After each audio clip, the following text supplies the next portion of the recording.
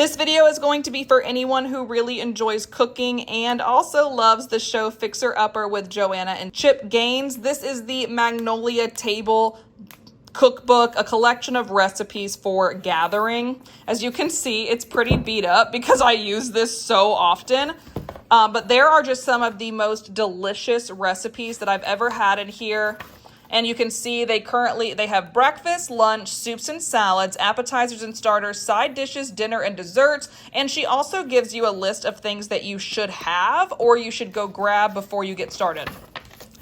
And the good news with something like this is you can literally scroll through all of these and just make whatever you choose. So me and my husband have made these ricotta pancakes. They were absolutely delicious. We've also done these bacon and Gruyere drop biscuits.